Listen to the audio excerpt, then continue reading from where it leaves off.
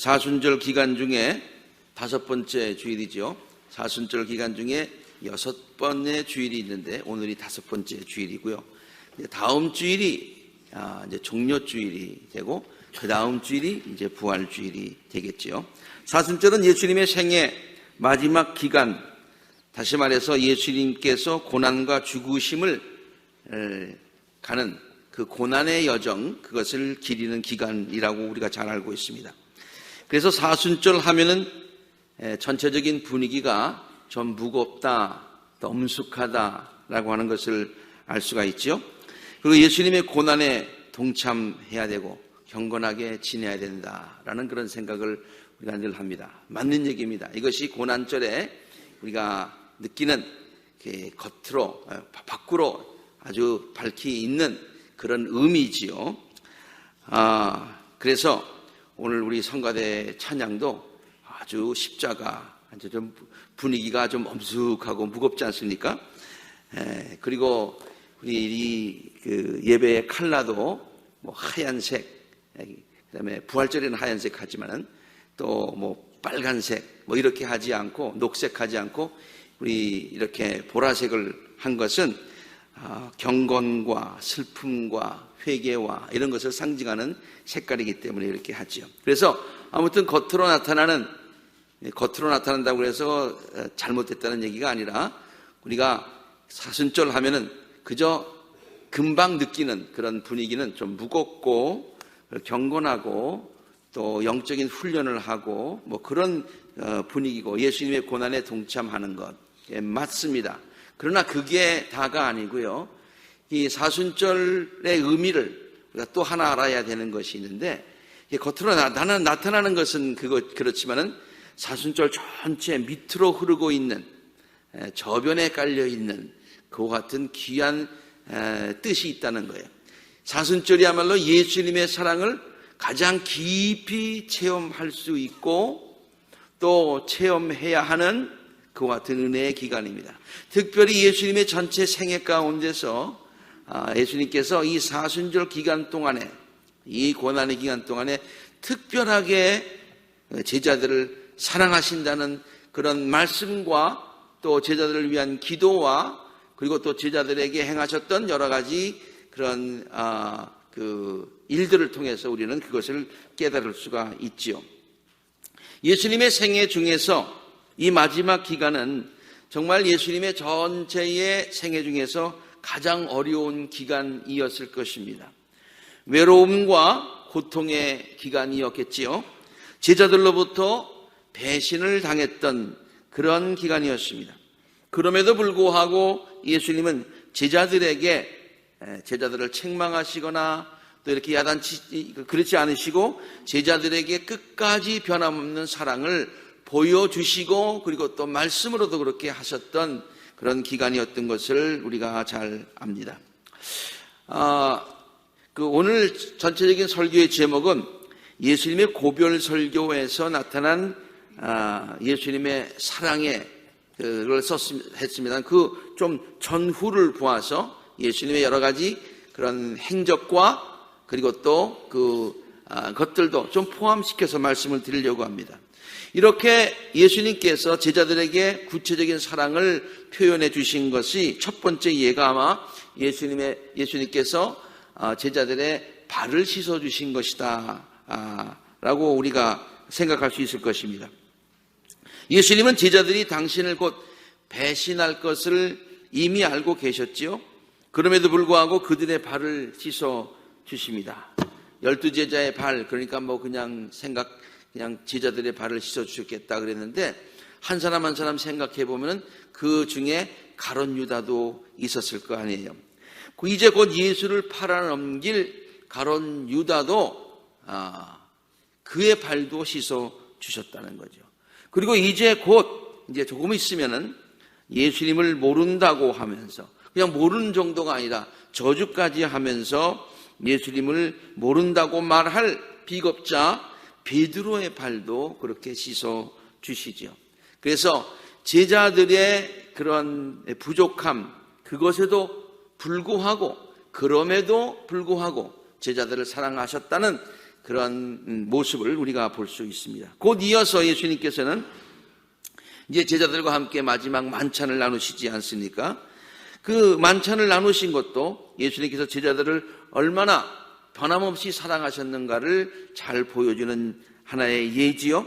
예수님은 곧 자기를 팔아넘길 가룟 유다를 평상시처럼 가장 귀한 좌석에 이렇게 가까이에 앉히시고 그에게 친히 빵 조각을 적셔서 주기까지 하셨다고 복음서가 기록하고 있지 않습니까? 이렇게 예수님의 그런 행동, 발을 씻기시고 또 제자들을 이렇게 다 포함해서 만찬을 나누신 것도 있지만은 구체적으로 이제 만찬을 마치시고 나서 예수님이 마지막 설교를 하는데요. 그 설교가 이제 오늘 첫 번째 읽은 요한복음 13장 후반부로부터 시작을 합니다. 이것을 우리는 예수님의 고별 설교다라는 그런 이름을 붙였지요. 그런데 이 예수님의 고별 설교를 이렇게 면밀히 살펴보면은, 자세하게 살펴보면은 예수님께서 제자들을 얼마나 사랑하셨는가라고 하는 것을 이 설교의 내용을 통해서 잘 알 수가 있습니다. 우리 설교 그러면 뭘 가르치고 그다음에 뭐 고쳐주고 뭐 이런 것을 생각하는데, 예수님의 마지막 고별 설교는 제자들을 위로하고 사랑하고 그리고 또 이렇게 그 염려하는 그것들로 가득 차 있는 것을 발견할 수가 있다는 얘기예요. 제가 저기도 썼습니다마는 예수께서 제자들을 그럼에도 불구하고 사랑하셨다는 것은 무엇보다도 예수님의 고별 설교와 그 이에 이루어지는, 설교하고 난 다음에 기도하잖아요. 예수님도 설교한 다음에 기도하셨는데 제자들을 위한 예수님의 마지막 기도에 정말 구구절절, 구구절절이라는 말이 아주 실감이 나는데 구구절절 그렇게 예수님의 사랑이 거기에 다 묻어 있더라, 그런 말씀입니다. 예수님의 고별 설교는요, 특별히 그 제자들을 향한 아비와 같은, 자식을 향한 아비와 같은 심정으로 예수님께서 제자들을 그렇게 바라보시면서 설교하신 것을 볼 수가 있습니다. 부모가 이제 아직까지 어린아이, 다 장성한 아이가 아니에요. 아직까지 어린 아이를 두고서 지금 어디를 떠나셔야 된단 말이에요. 그 얼마나 염려가 되겠어요. 그러한 마음으로, 그래서 그들을 사랑한다고 얘기하고 걱정하지 말라고 얘기하고 내가 다시 오겠다고 얘기하고 또 하나님께서 너를 보호하실 것이라고 얘기하고 내가 다른 보혜사 성령을 보내신다고 얘기하고 뭐 이런 것들로 가득 차 있는 것 아닙니까? 왜? 아직까지 어린아이이기 때문에 그 부모로서 그러한 심정으로 이 고별 설교를 하고 있는 것을 볼 수가 있어요. 우리 읽은 본문 말씀 가운데 예수님이 고별 설교 이렇게 시작하지 않습니까? 어린 자녀들아, 어린 자녀들아. 사실 뭐 예수님과 베드로와 제자들 간의 나이 차이가 그렇게 많이 나는 것 같지는 않습니다. 정확한 것은 우리가 잘 모릅니다만은, 그런데 그 제자들을 바라보면서 부모의 심정으로 얘기하는 거예요. 어린 자녀들아, 내가 아직 잠시 동안은 너희와 함께 있겠다. 그러면서 아비의 심정으로 얘기하는 것, 그것을 우리가 처음부터 깨달을 수가 있겠죠. 제자들에게 곧 새로운 계명을 주시면서도 먼저 네가 이 계명 지켜라 뭐 이런 뜻으로만 말씀하시는 것이 아니라 새로운 계명을 주시면서도 예수님께서 저들을 얼마나 사랑하신다고 하는 사실을 리마인드 시켜주시죠. 이제 나는 너희에게 새 계명을 준다. 서로 사랑하여라. 그런데 내가 너희를 사랑한 것 같이 내가 너희를 사랑한 것을 기억하라. 그리고 그러한 사랑으로 너희도 서로 사랑하여라. 구구절절 예수님께서 제자들을 사랑하신다는 말씀을 이 말씀을 통해서 강조하고 계신 것입니다.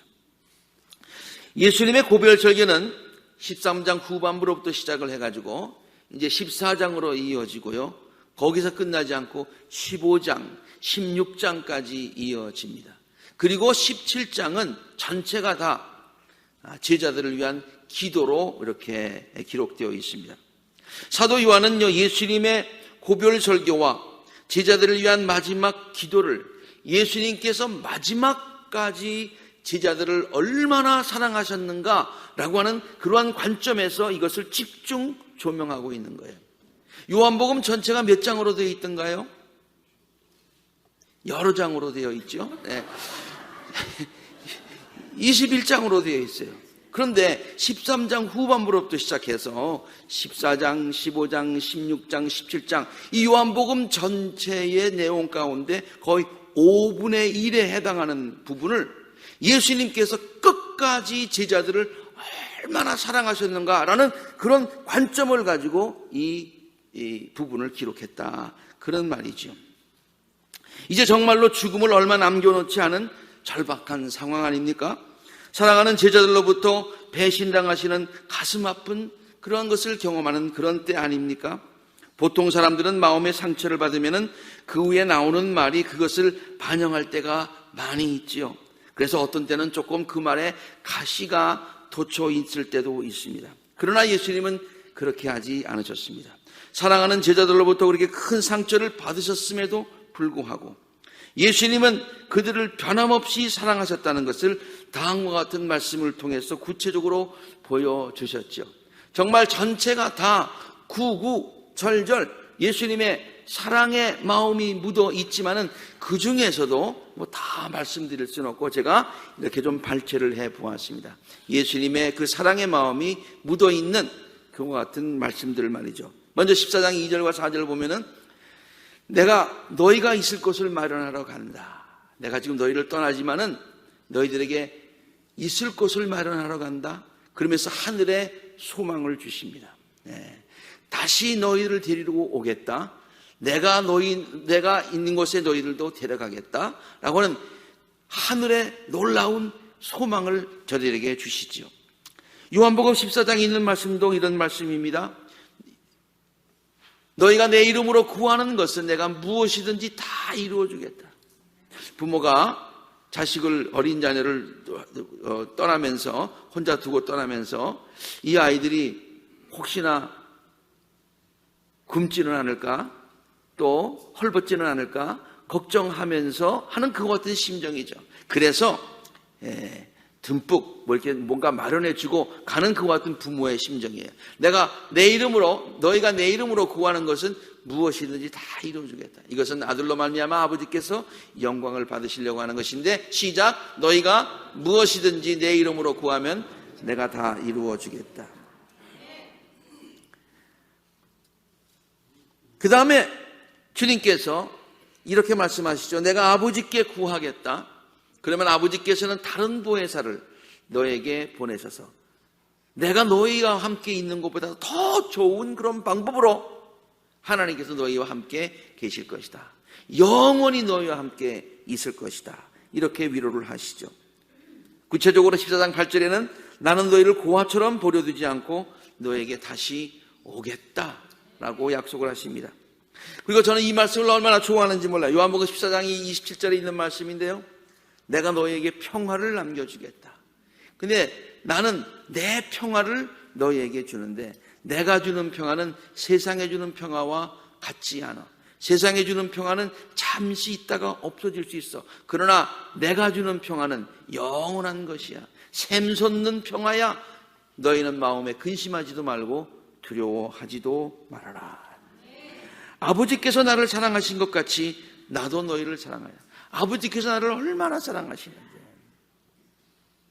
그런데 그것처럼 내가 너를 사랑하네. I love you. God loves you and so do I. 그렇게 표현하는 목사님이 계신데요. 하나님이 여러분을 사랑하십니다. 근데 그와 같은 사랑으로 나는 여러분을 사랑합니다. 그렇게 하는 표현이죠. 예수님이 그런 말씀을 하시는 거예요. 그 다음에 사람이 친구를 위하여 목숨을 버리면 이보다 더 큰 사랑이 없지 않느냐. 그렇지요? 친구를 위해서 목숨을 버리는 것보다 그거보다 더 큰 사랑이 어디 있겠느냐. 그러면서 뭐라고 하냐면 너희들이 나의 친구다. 그 말은 무슨 말입니까? 나는 친구인 너희들을 위해서 목숨을 버리겠다. 이제부터라도 너희들은 종이 아니다. 내가 너희를 너희가 나를 택한 것이 아니라 내가 너희를 택하여 세웠다. 이게 무슨 말이냐? 내가 먼저 너를 사랑했다. 그런 얘기 아닙니까? 내가 너를 사랑한 것은 너희들의 자격과 조건 때문이 아니다. 무조건 내가 너희를 사랑한 것이다. 그런 얘기죠. 그것은 내가 가서 열매를 맺어서 그 열매가 언제나 남아있게 하려는 것이다. 그리하여 너희가 내 이름으로 아버지께 구하는 것은 무엇이나 받게 하려는 것이다. 정말 구구절절. 그래서 제가 이 설교를 말씀을 준비하면서 제목을 구구절절이라고 할까라고까지 생각을 해보았었어요. 정말 모든 면에서 자세하게 주님의 사랑이 묻어있는 것을 발견할 수가 있습니다. 특별히요, 이 고별 설교를 읽으면서 다시 한번 발견하게 된 것은요, 내 이름으로 구하여라. 그리하면 구하는 것을 다 받게 될 것이다 라고 하는 말씀이 고별 설교 전체 중에 3번이나 반복이 돼요. 14장에 한번 나오고요, 15장 16절에 한번 나오고요, 그리고 또 16장 23절과 24절에도 똑같이 나오더라고요. 우리나라 말에 3번 그렇게 얘기를 하는데, 정말 또 말씀하시고, 내가 구하는 거 다 구해라, 내가 다 주겠다. 근데 제자들의 모습이 아직까지 마음 가운데 근심이 있는 것 같아. 그래서 그 다음에 또 한 번 말씀하셔요. 그래도 마음 가운데 확신이 또 없는 것 같아. 조금 있다가 또 한 번 말씀해 주시는 그 같은 부모의 심정 말이죠. 이런 생각도 한번 좀 엉뚱하게 해봤어요.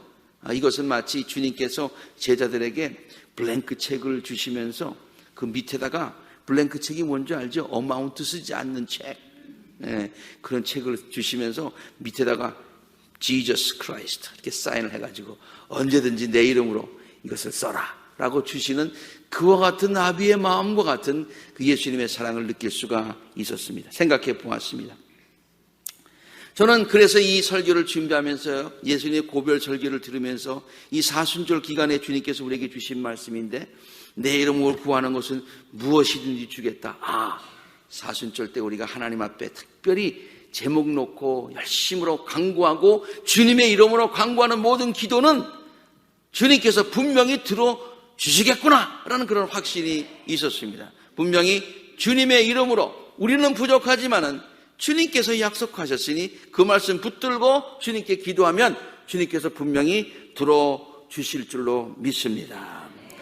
고별 설교를 마치신 후에 이제 기도를, 제자들을 위한 기도를 하셨는데, 그 제자들을 위한 기도에도 정말 구구절절 제자들을 염려하고 제자들을 위한 주님의 마음이 묻어 있습니다. 나는 그들을 위해서 빕니다. 아주 기도를 시작을 이렇게 해요. 나는 그들을 위해서 지금 기도하고 있습니다. 기도가 기니까 빨간 줄로 된 것만 좀 요약해서 말씀을 드려요. 그들을 지켜주시기 바랍니다. 하나님, 그들이 하나 되게 해주시기 바랍니다. 계속해서 내가 그들과 함께 지내는 동안에 저들을 내가 보호하였습니다. 근데 저들이, 내가 세상을 떠나는데요, 저들은 세상에 남아있어요. 그러나 이 세상에 남아있기는 하지만은 세상에 속하여 있지는 않습니다. 내가 그들에게 말씀을 주었기 때문입니다. 내가 그들에게 말씀을 주니까 저들이 그 말씀 붙들고 살다 보니까 세상 사람들로부터 조롱을 받고 핍박을 받습니다. 그래서 내가 염려가 됩니다. 그 다음에 보세요. 그렇다고 해서 하나님, 나처럼 저들을 하늘나라로 데려가시라는 얘기는 아닙니다. 이 세상에 저희들이 살고 있을 동안에 악한 자들에게서 저들을 지켜주시기 바랍니다. 악한 자들로부터. 그리고 저들이 이 세상을 살아가는 동안에 거룩한 삶을 살도록 성령께서 저들을 도와주시기를 바랍니다. 그 다음에 마지막 이런 말씀까지 하세요. 그리고 내가 이제 하나님께서 나를 영광의 자리에 올려주셨는데 저들도 앞으로 나와 함께 영생을 누리도록 해주시기를 바랍니다. 아버지께서 나를 사랑하셔서 내게 주신 이 영광을 그들도 보게 하여 주시기를 바랍니다.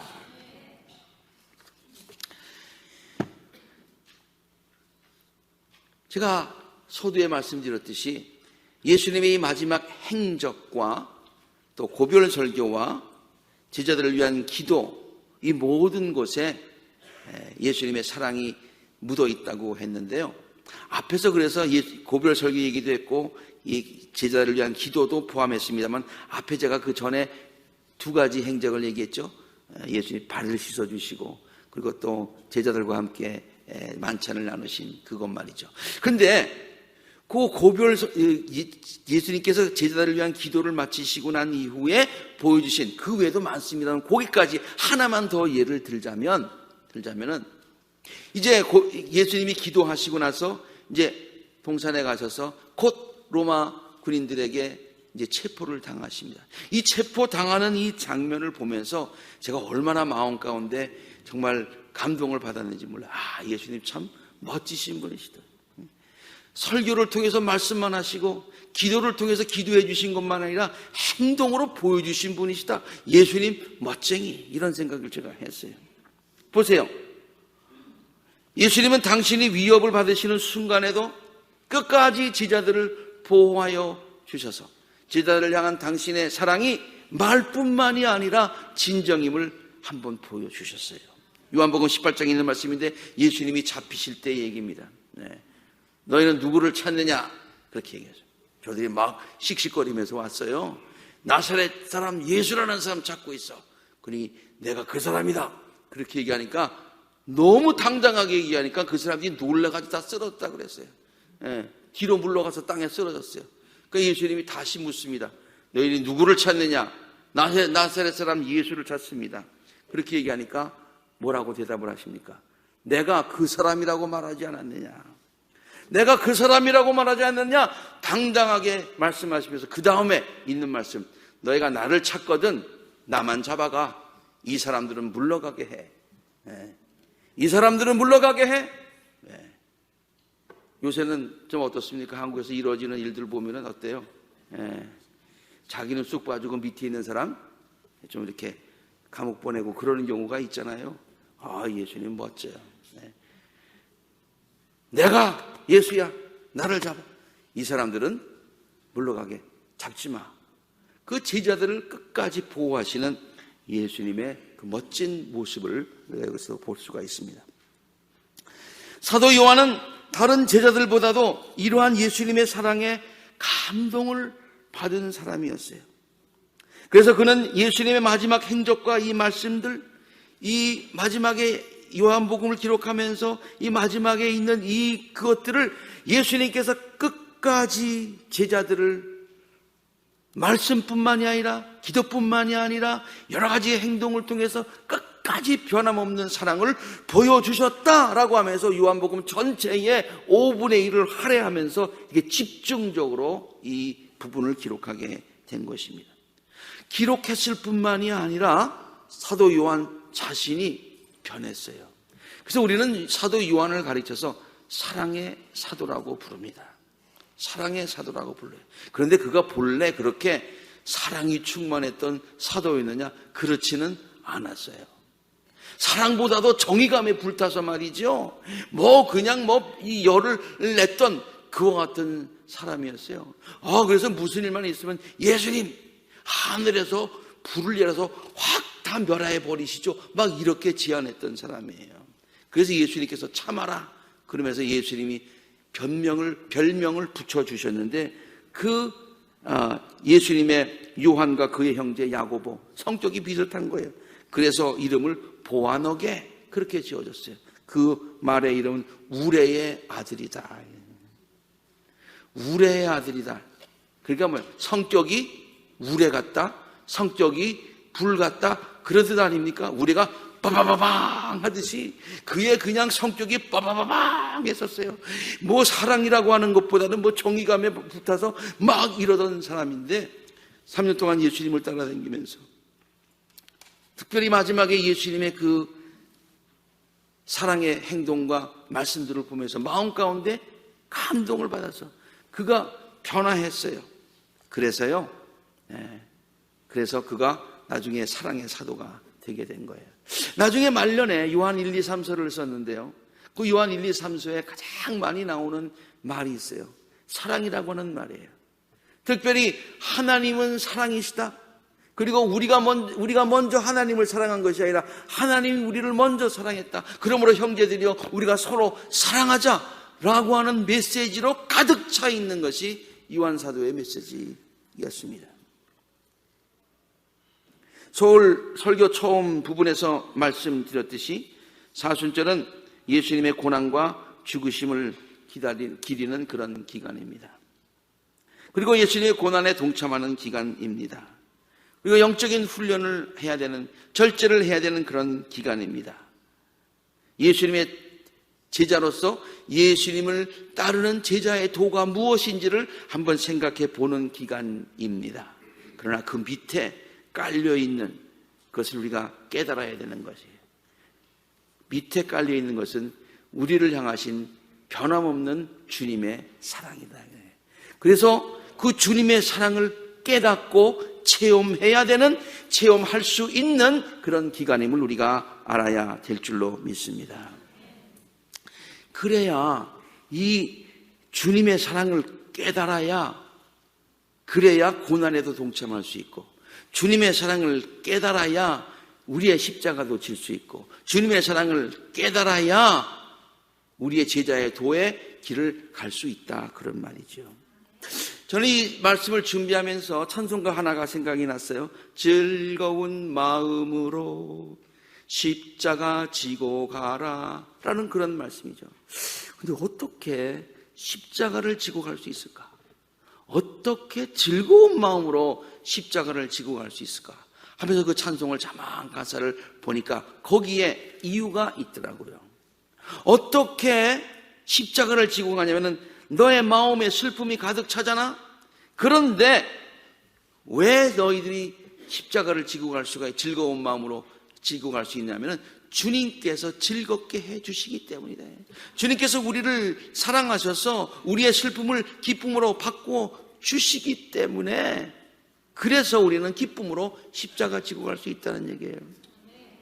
그냥 십자가 지고 가라는 얘기 아니에요. 때를 따라 주시는 은혜, 하나님의 사랑을 깨달아야 된단 말이에요.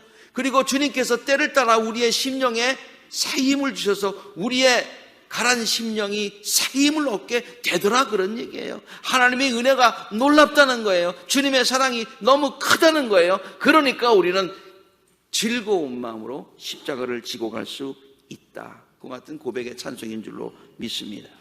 사순절 기간을 지내면서 이 기간 중에 강력하게 보여주셨던 깊은 주님의 사랑과 은혜를 우리 모두 체험하시는 복된 성도님들이 되시기를 바랍니다.